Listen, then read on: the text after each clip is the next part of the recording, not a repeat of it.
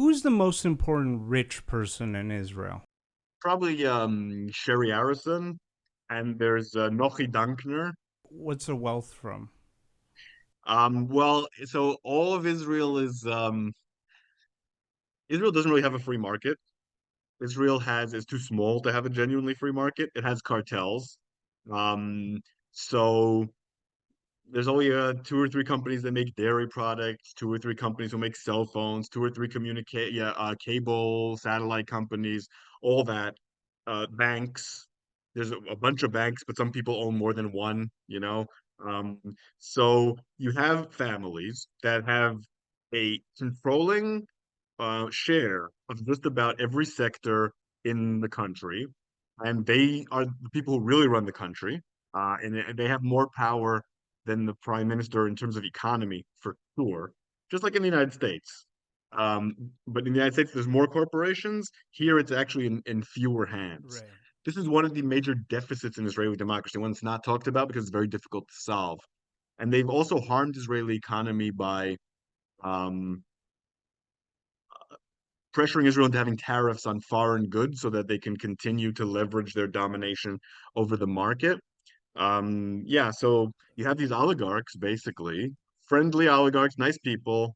They don't get anyone assassinated, but it's not Russia, but their power in the economy is comparable So to what it was in the 90s in you Russia. said Sherry, what Sherry names? Arison and Nochi Dankner are two, yeah, Donkner. Okay. yeah, Dankner, yeah, And what are their politics? center left. Central left. Okay. Pretty much all the yeah, all the tycoons are center left. They're old establishment folks. But with center left does it means that they supported probably Netanyahu at his peak. They supported certainly Kadima. Now they probably support Benny Gantz. Very establishment, but yeah, very weary of the extreme right wing and the Haredis and all that. Yeah. Who is the Tucker Carlson of Israel?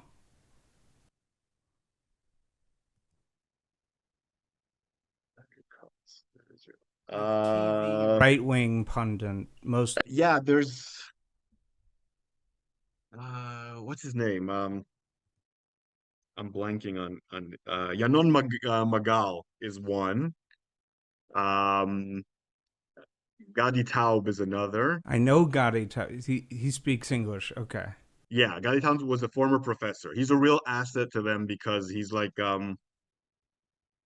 what's his name? Like you have that guy De Sosa in the US. You have these people Oh, Danish. with yeah, that guy. Yeah. So he's kind of similar. He has academic credentials, but he's gone way off the deep end.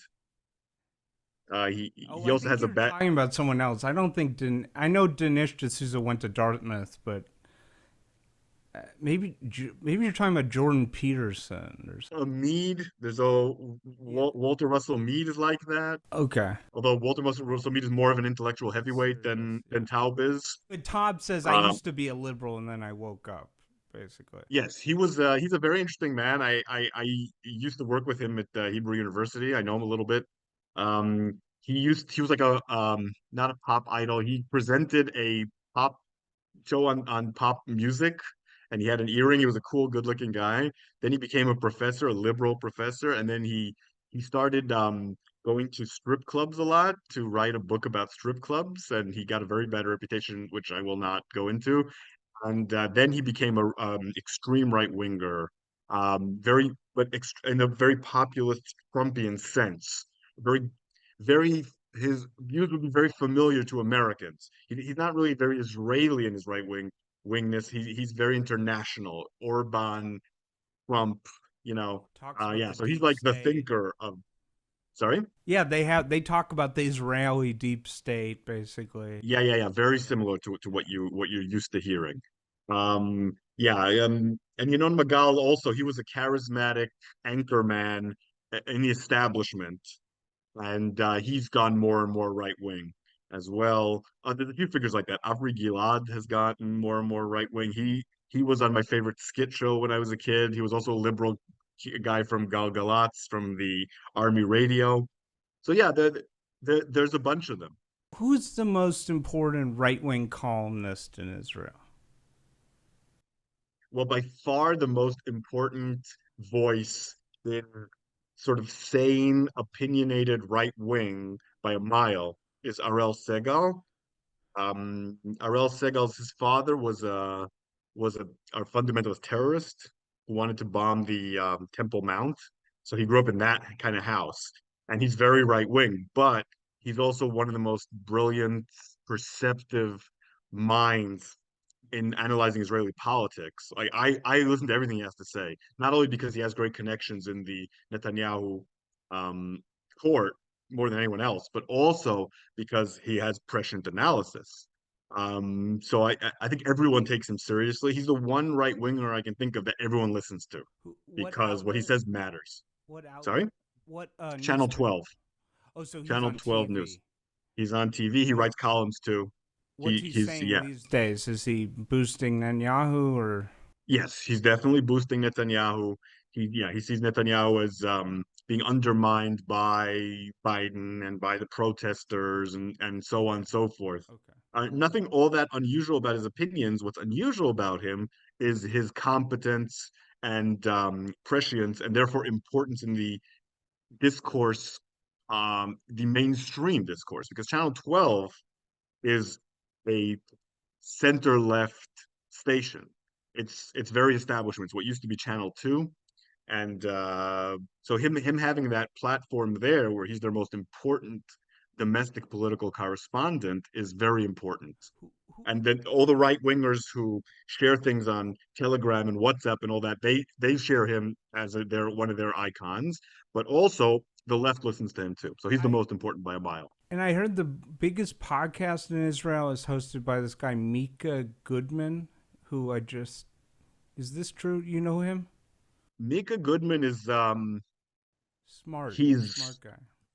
yeah, he's too much of an independent thinker to really fall into any of these boxes. He wrote a really good book on the occupation on 1967 about how why it's an insoluble problem and how Israel needs to manage it instead of solve it, which was very influential. Um, he's more like a David Brooks type than hard right. Yeah, he's or yeah, he's a thinking man, and he can also sound left when the you know when the spirit strikes him, when he feels that way about that Who, specific issue. who's the most That's why important? people listen to him. You never know exactly what he's going to say. Who's the most important left wing columnist in Israel?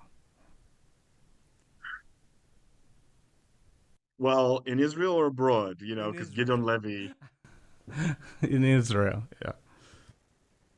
I don't know if anyone, well, I guess Nahum Barnea and Dan Margalit, the old school, they retain Ron Ben Ishai, the people who have been around since the 70s. They've retained a lot of their cachet and a lot of their influence as well. Um, yeah, I think they still remain Okay. the most important And left is wingers. there a TV mad out? Oh, and Chaim Levinson of the younger guard from Haaretz is he's very good with social media. He's very good at sound bites and he's very good in TV too. So he's probably the most outstanding young left winger I can think of. And is there anyone on TV? Is there a mad owl of Israel? A what of Israel? Oh, Rachel Maddow, Maddow. Rachel. Yeah. No, actually, we don't have no one I would put in that class. The closest we have is probably Ilana Dayan. Ilana Dayan has an investigative show. It's been going on for a very long time. She does very serious work. But Manow with her PhD and stream of consciousness kind of she's her own thing. I didn't mean it has to be a Israeli woman. I just meant big left wing TV pundit. Yeah, we don't have a Maddow. Interesting. Ilana Dayan's the closest, but yeah, she's more of an investigative journalist than a kind of beloved host. Yeah, you know why Israel doesn't really have those entire hours of opinion that you have on American cable news. Channel 14 has some of that, but that's just not an Israeli format. Israel has news. There'll be an anchor, There'll be a panel, they'll talk. It's more democratic. You'll never have, or rarely have some guy or some woman spouting off for an entire hour. That's not an Israeli format. That's American. That's an American format.